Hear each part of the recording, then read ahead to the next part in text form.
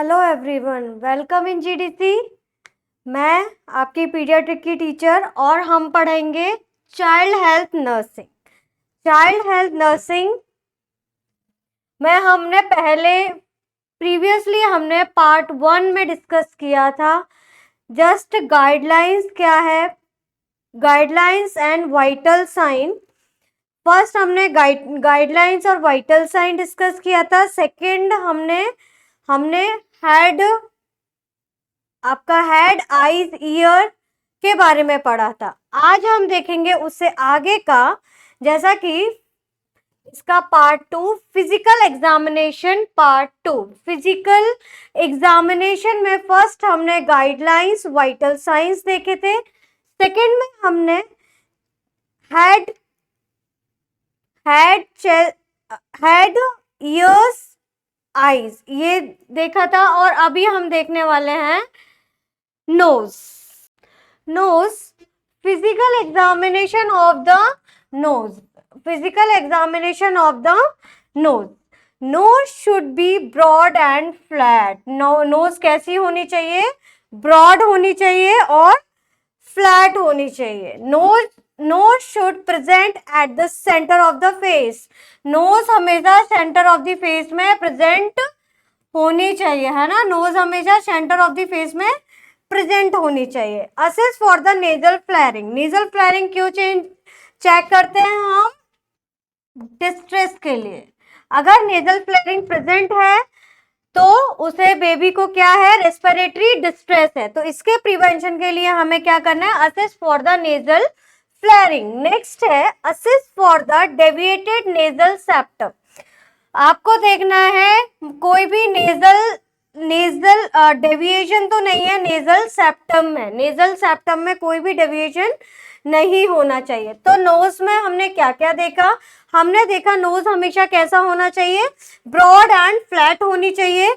Knows में कोई भी आपका nose should present at the centre of the face. Centre of the face में प्रेजेंट होनी चाहिए। Assess for nasal flaring. Nasal flaring के लिए आपने असेस किया। Then assess for deviated nasal septum मतलब DNS। नेक्स्ट हम देखेंगे चेस्ट। फर्स्ट है circular appearance of chest due to anterior and posterior and lateral diameter equal, है ना। ये कैसा होना चाहिए? आपका इक्वल होना चाहिए। क्या? एंटीरियर, पोस्टीरियर और लेटरल। तो anterior, posterior and lateral, anterior, posterior and lateral, ये जो डायमीटर होता है ये कैसे होना चाहिए? आपके इक्वल होना चाहिए। इसीलिए आपने देखा होगा बच्चे के जो चेस्ट होता है वो राउंड शेप में होती है। जैसे जैसे बच्चा बड़ा होता जाता है ओवल शेप में कन्वर्ट होता जाता है। तो इस क्योंकि उस टाइम पे एंटीरियर, पोस्टीरियर डायमीटर इसके क्या होते हैं? इक्वल होते हैं। नेक्स्ट है आपका chest and abdominal should rise and fall in synchronised manner. मतलब चेस्ट और एब्डोमेन, मतलब यहाँ पे ये बात कर रहा है किसकी? आपके सीसॉ रेस्पिरेशन की बात कर रहा है। किसकी बात कर रहा है? सीसॉ रेस्पिरेशन तो देखने में नहीं मिल रहा। मैंने आपको अपगार स्कोरिंग जब पढ़ाया था तब उसमें मैंने आपको सीसॉ रेस्पिरेशन बताया था, जिसमें अगर आपका सीसॉ रेस्पिरेशन मतलब चेस्ट सीसॉ रेस्पिरेशन तो देखने को नहीं मिल रहा। ये कैसा होना चाहिए? इक्वल होना चाहिए। मतलब एक कम एक ज्यादा इस तरीके से नहीं होना चाहिए। तो उसके लिए सिंक्रोनाइज्ड मैनर में होना चाहिए, ठीक है। नेक्स्ट है आपका check for the witch milk. Witch milk क्या है? Milk secret from the nipple of newborn due to influence of maternal hormones. Maternal hormones की वजह से क्या हो रहा है? मैटरनल हॉर्मोन्स की वजह से क्या हो रहा है? विच मिल्क प्रोड्यूस हो रहा है। ये कौन सा मिल्क है और ये किस में पाया जाता है? सबसे पहले तो विच मिल्क, मेरा क्वेश्चन ये है कि ये मेल में पाया जाता है या फीमेल में। तो ब्रेस्ट दोनों के पास ही प्रेजेंट होता है। तो ये हमें बेबी गर्ल हो या बेबी बॉय दोनों में ही प्रेजेंट दोनों में ही देखने को मिल सकता है। तो इसमें हम देखेंगे विच मिल्क क्यों दिख रहा है हमें, क्योंकि मैटरनल हार्मोन, मतलब जब बेबी अपनी मदर के वूम में था उसके लिए कौन से हार्मोन, मतलब ऑक्सीटोसिन देन प्रोजेस्टेरोन हार्मोन जो रहते हैं वो रिस्पॉन्सिबल रहते हैं, जिसकी वजह से मैटरनल हार्मोन्स की वजह से ब्रेस्ट में एक मिल्की लाइक सब्सटेंस सीक्रेट होता हुआ दिखाई देता है जब बेबी बॉर्न होता है, उसे हम बोलते हैं विच मिल्क।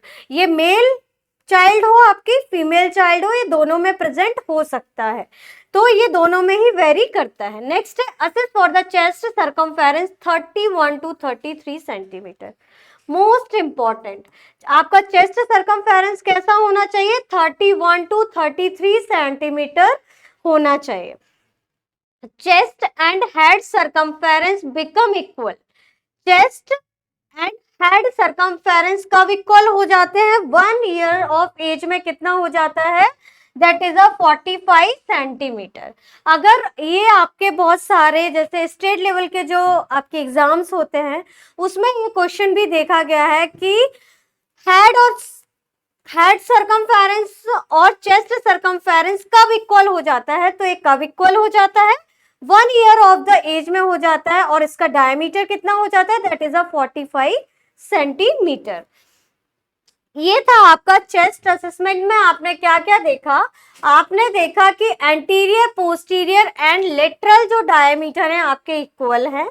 उसके बाद आपने देखा कि कहीं आपको सिंक्रोनाइज्ड मैनर दिख रहा है या नहीं, सीसॉ रेस्पिरेशन वाली कंडीशन तो नहीं है, बच्चे को कोई रेस्पिरेटरी डिस्ट्रेस तो नहीं है।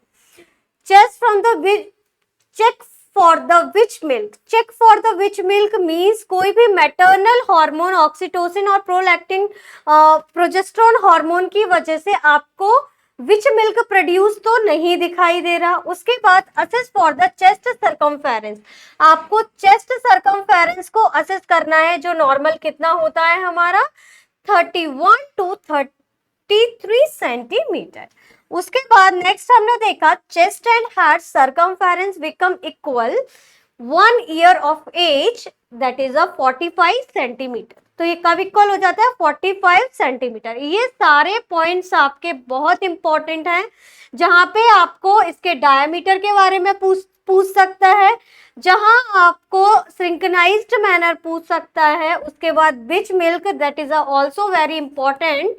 देन चेस्ट सर्कमफेरेंस आपसे पूछ सकता है normal 31 to 33 centimetre. Then chest and head circumference become equal, that is 1 year of age. ये सारे पॉइंट्स आपको याद होने चाहिए। नेक्स्ट हम देखेंगे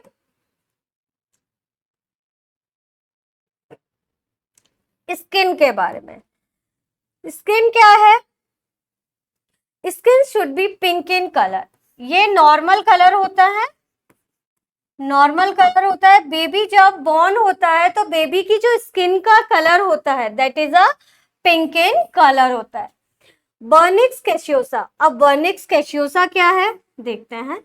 white cheesy substance present on baby of newborn found skin folds which help in protection of skin after birth.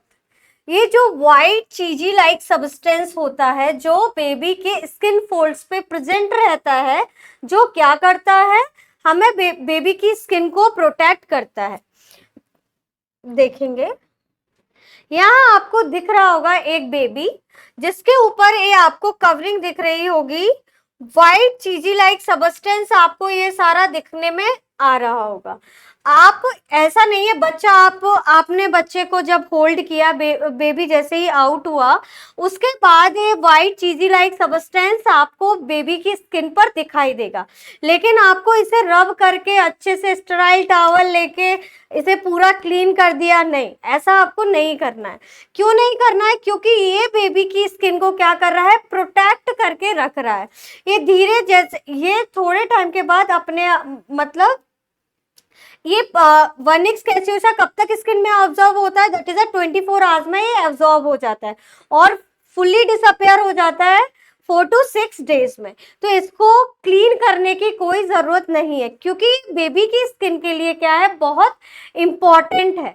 ये धीरे धीरे, आपने कभी कभी देखा होगा बेबी जब बॉर्न होता है, आप उसे देखते हैं तो उसकी स्किन मतलब आपको ऐसा लगता है, स्किन मतलब जैसे डर्मिस, आपका जो डर्मिस होता है वो निकलता है, वैसे ही आपको लगता होगा बेबी की स्किन निकल रही है। नहीं, वो क्या होता है, वर्निक्स कैस्योसा होता है, जो थोड़े मतलब इसका एब्जॉर्प्शन कब तक है,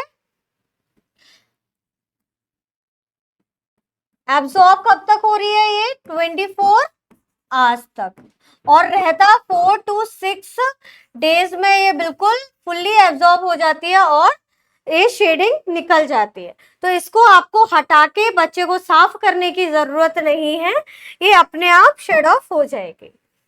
उसके बाद नेक्स्ट है आपका मिलिया। मिलिया क्या है, white spots present on the nose, cheeks and forehead. मिलिया बहुत इंपॉर्टेंट है, जिसमें हमें क्या देखने को मिलता है, देखिए मैं आपको इमेज दिखाती हूँ इसकी। यस, आपको दिखाई दे रहा है बच्चे की नाक पर ये छोटे छोटे से आपको व्हाइट पैचेस से आपको दिखाई दे रहे हैं, है ना, इसे हम बोलते हैं मिलिया। ये बच्चा जब बॉर्न होता है तब उस टाइम पे प्रेजेंट होते हैं, इसी को बोलते हैं हम मिलिया। ये अपने आप डिसअपेयर हो जाएंगे, आपको इसको रगड़ के हटाने की कोई जरूरत नहीं है, नहीं तो इससे क्या होगा, बेबी को रैशेस भी आ सकते हैं और वहां से ब्लीडिंग भी हो सकती है। तो अभी बेबी की स्किन बहुत सॉफ्ट है, आपको ये हटाना नहीं है, बस आपको ये इस इमेज में इसलिए लेकर आई हूँ जिससे आपको पता हो कि हम मिलिया किसे बोलते हैं। ये यूजुअली बच्चों में ही नहीं, कभी कभी हम मतलब एडल्ट में भी आपको देखने को मिल जाता है, जो स्किन में एक पिंपल के जैसा होता है, जो ना तो बाहर आ रहा होता है ना अंदर जा रहा हो, अजीब सा एक स्टिकी सा पिंपल जैसा हो जाता है, ये यूजुअली हमें देखने को मिलता है, दैट इज कॉल्ड मिलिया। उसके बाद है आपका लैनिगो। लैनिगो क्या है lanugo, fine hairs present on mainly back of the newborn. Lanugo मतलब आपने देखा होगा कि बच्चा जब बॉर्न होता है तो हम उसे मतलब बेसन का लोई बनाकर उसके पूरी बॉडी को हटाते हैं, उसको मतलब घिस घिस के हटाते हैं, वो सिर्फ लैनिगो के लिए ही होती है, जो उसके बैक पे जो भी हेयर्स हैं, जो भी हेयर्स प्रेजेंट है उसकी बैक पे, उनको पूरा रिमूव किया जा सके, ठीक है, उसके लिए ये किया जाता है। ये नॉर्मल है, इसको करने की जरूरत नहीं है। आप देख पा रहे होंगे जैसे बेबी की ये बैक पे आपको हेयर्स दिखाई दे रहे होंगे, है ना, बेबी की ये बैक पे आपको यहाँ पे हेयर्स दिखाई दे रहे होंगे, इसी को हम बोलते हैं लैनिगो। जो बेबी जब बॉर्न होता है उस टाइम पे बेबी के बैक पे प्रेजेंट होते हैं, ये नॉर्मल है, ठीक है। उसके बाद नेक्स्ट है आपका Mongolian spot. Mongolian spot means it is the bluish discoloration of skin mainly on lumbar and sacrum region. आपने जिसे हम बर्थ मार्क के नाम से भी जानते हैं, ये आपने बहुत सारे लोगों के देखा होगा, जिसे हम मंगोलियन स्पॉट्स बोलते हैं, जो लंबर और सेक्रम रीजन में बेसिकली हमें देखने को मिलता है, जहां पे स्किन का कलर कैसा हो जाता है, स्किन का कलर ये देखिए, ये आपको मंगोलियन स्पॉट दिखाई दे रहा है, जहां पे स्किन का कलर कैसा होता है, हाईली पिगमेंटेड आपको स्किन यहाँ पे दिखाई दे रही होगी। क्यों हाईली पिगमेंटेड स्किन आपको यहाँ पे दिखाई दे रही होगी, क्यों, क्योंकि यहाँ पे मेलानिन का क्या हो जाता है, डिपोजिशन ऑफ मेलानिन हो जाता है, जिसकी वजह से स्किन का कलर कैसा हो जाता है, वहां पे डार्क हो जाता है। जैसे जैसे बच्चा बड़ा होता है तो ये डिसअपेयर हो जाता है, या फिर डिसअपेयर हो जाता है, या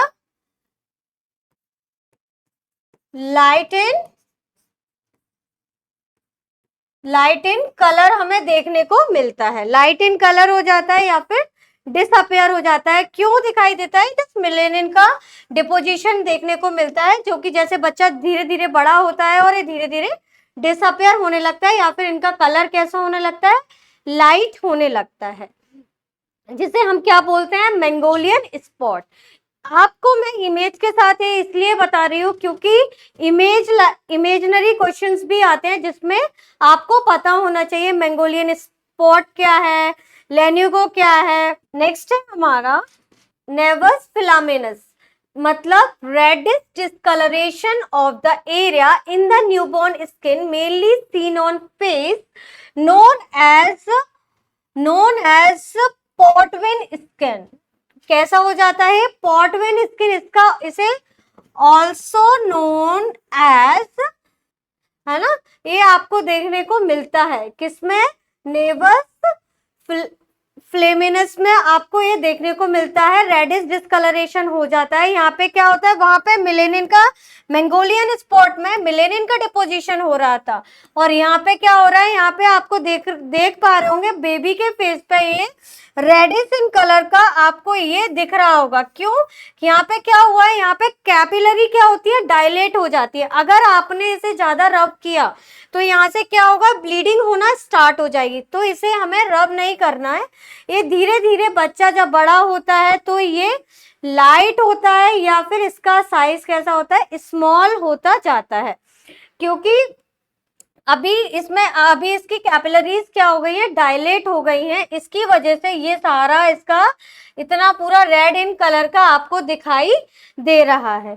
तो इसको ये धीरे धीरे टाइम के साथ होता जाएगा, तो इसको आपको ना रब करना है कुछ नहीं। अगर रब करेंगे तो वहां पे क्या होने के चांस है, ब्लीडिंग होने के चांसेस आपके क्या हो जाएंगे, बढ़ जाएंगे।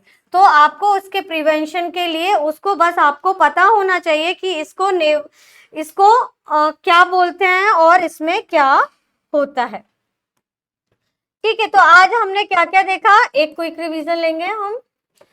सबसे पहले हमने देखा नोज कैसी होनी चाहिए, broad flat and should be centre, the nasal flaring present नहीं होनी चाहिए और डेविएटेड नेजल सेप्टम भी नहीं होना चाहिए। उसके बाद नेक्स्ट हमने देखा चेस्ट में हमें डायमीटर पता होना चाहिए, एंटीरियर पोस्टीरियर डायमीटर इक्वल होता है, और सीसॉ रेस्पिरेशन मतलब एक सिंक्रोनाइज्ड मैनर में होना चाहिए। देन विच मिल्क अगर है, विच मिल्क का प्रोड्यूस्ड हो रहा है तो वो क्यों हो रहा है, मैटरनल हार्मोन की वजह से हो रहा है। नेक्स्ट है assess for the chest circumference 31 to 33 centimetre, then chest and head circumference become equal in 1 year of the age. उसके बाद नेक्स्ट है हमारा स्किन के बारे में, जिसमें हमने सबसे पहले देखा पिंक कलर की होनी चाहिए। देन वर्निक्स कैसियोसा होता है जो व्हाइट चीजी लाइक सब्सटेंस बेबी की स्किन पर प्रेजेंट होता है, जो 24 आवर्स में एब्जॉर्ब हो जाता है, अदरवाइज 4 to 6 डेज में ये प्रॉपरली एब्जॉर्ब हो जाएगा या ये लाइट दिखने में देगा। ये बच्चे की स्किन को क्या करता है, प्रोटेक्ट करता है। इसलिए जब बच्चे को आप फोल्ड करते हैं तो बहुत स्लीपरी सा आपको फील होता है ना। देन उसके बाद मिलिया हमने देखा जो क्या है, आपके नोज और चीक और फोरहेड पे व्हाइट स्पॉट्स आपको देखने को मिलते हैं, जो एडल्ट में भी यूजुअली हमें देखने को मिलते हैं, जो व्हाइट पिंपल जो ना तो बाहर आते हैं ना अंदर की तरफ जाते हैं। ये नॉर्मल है, कोई प्रॉब्लम नहीं है। देन लेनिगो हमने देखा जहाँ पे fine hairs present on the back of the newborn present होते हैं। उसके बाद ये देखिए जो इमेज है जहाँ पे आपको दिख रहा है बैक पे बच्चे के बहुत हियरी स्किन आपको दिखाई दे रही है, जो दादी नानी होती हैं बच्चों को अच्छे से मालिश करके ये हेयर्स को उतार देती हैं। जैसे जैसे बच्चा बड़ा होता है उसकी मालिश होती है, ये धीरे धीरे हट जाते हैं। उसके बाद नेक्स्ट हमने देखा मंगोलियन स्पॉट, जहाँ पे मेलेनिन का डिपोजिशन हो जाता है और ब्लूइश डिस्कलरेशन जैसा हमें बेसिकली इसकी जो साइड होती है वो लंबर सैक्रल रीजन में हमें दिखाई देता है, जैसा कि यहाँ पे आपको दिखाई दे रहा है। उसके बाद नेक्स्ट है आपका नेक्स्ट हमारा हमने देखा था नेवस फ्लेमस में, जिसमें रेडिश डिस्कलरेशन होता है, जहाँ पे कैपिलरीज डायलेट हो जाती है और हमें रेड कलर का स्पॉट दिखाई देता है, जिसे हमें रब नहीं करना है, नहीं तो वहां से ब्लीडिंग होना स्टार्ट हो जाएगी, है ना। तो ये था आज का हमारा फिजिकल असेसमेंट पार्ट 2 के कुछ इंपॉर्टेंट पॉइंट, जिसमें मैंने आपको नोज के बारे में बताया, चेस्ट के बारे में बताया, उसके बाद स्किन के बारे में बताया, और स्किन में भी बहुत सारे हमने पॉइंट्स डिस्कस किए कि विद अ इमेज, जिससे हमें पता चला कि वो होता क्या है और क्यों प्रेजेंट होते हैं और कब डिसअपेयर हो जाते हैं। उसके बाद ये था आज का हमारा टॉपिक, जिसके क्विक रिवीजन के लिए आपको क्या करना है, जीडीसी ऐप को अपने फोन में डाउनलोड करना है, जिसे डाउनलोड करने में सिर्फ आपको 10 रुपए खर्च करना है, और आप इस ऐप का यूज लाइफ टाइम के लिए कर पाएंगे, जिससे आप अपनी प्रैक्टिस को और अच्छे से कर सकते हैं। तो देर मत करिए, जाइए प्ले स्टोर में और जीडीसी नर्सिंग डेली क्विज को अटेम्प्ट करिए और अपनी तैयारी को बेहतर बनाइए। Thank you very much.